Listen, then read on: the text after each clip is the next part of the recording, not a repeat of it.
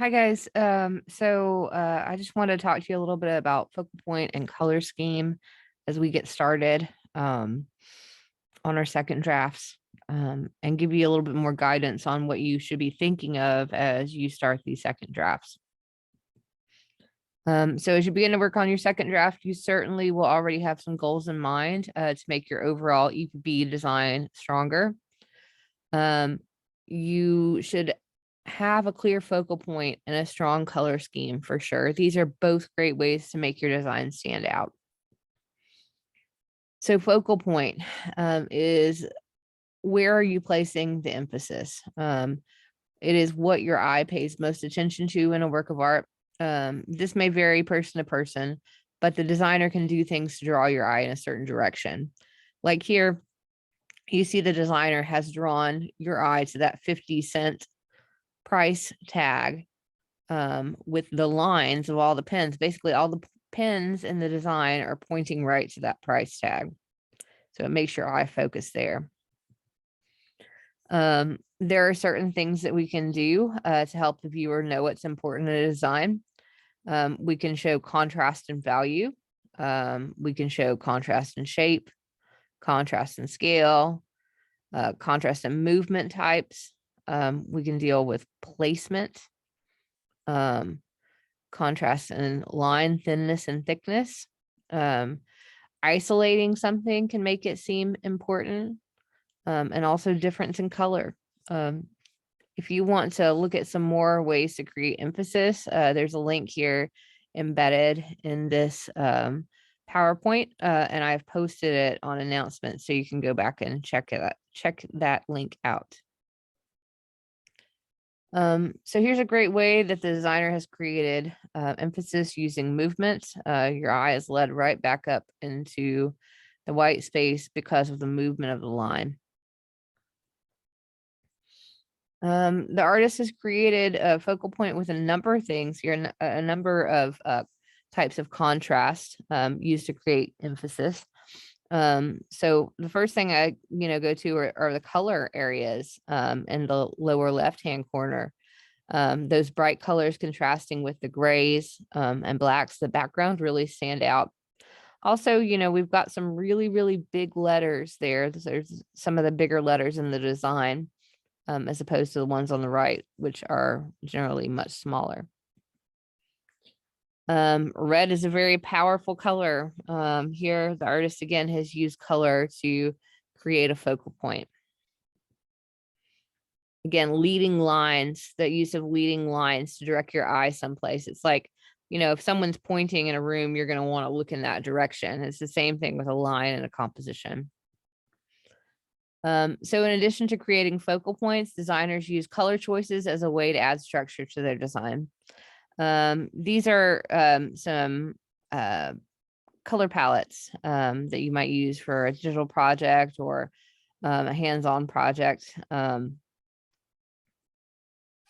A designer might choose colors based on a concept or a feeling they're trying to convey, for instance.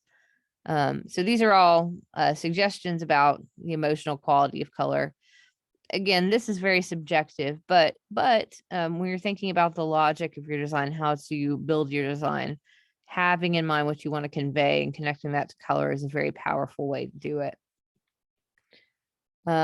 So this is one of my favorite games, Night in the Woods. The color palette suggests the eerie sort of quality of the game. So we've got a lot of dark, subdued colors that suggest an eerie quality, a nighttime feeling. About the opposite of that is a Lisa Frank folder. These have been beloved by tons of people. Lots of elementary school kids carry these Lisa Frank folders. They're very bright and exuberant and bubbly in their use of color. On the right, we've got a very relaxing sort of neutral palette. Some popular color schemes to think on. You could use monochromatic color scheme. So keep all your colors the same chrome on the color wheel and just work with tints, tones, and shades of that color.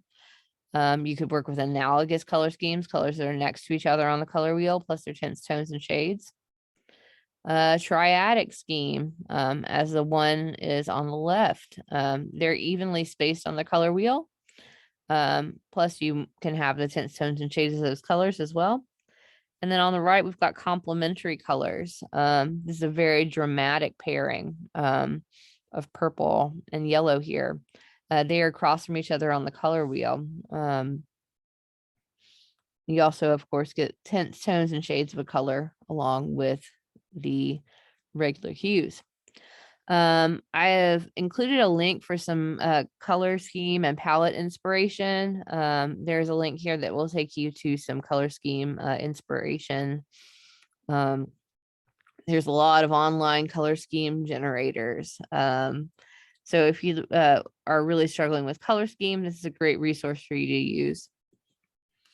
As you begin your second draft, please come up with a plan for how you want to use color and focal point to create a well-organized design. We're going to start our second drafts today. Please also bring feedback from critique yesterday into your design. This is the time to really experiment in your sketchbook and try out different materials to see what is going to work best for your design. I do want to see a full page redesigned second draft at the start of class next Monday. A complete second draft will be your ticket to getting final draft paper from me. Again, we're looking for a strong use of design, putting the feedback from critique into effect, and really choosing a color scheme that works for your piece. You can, in addition to making your main piece, you might try some swatches of different materials to decide what material you'd like to use. Especially if it's something you really haven't used before. Good chance to try some things out. So that's what we're working on today, is going ahead and getting started with our with our second drafts. You will have today, you'll have tomorrow and Friday. They'll be due on Monday. Thanks. Have a good day.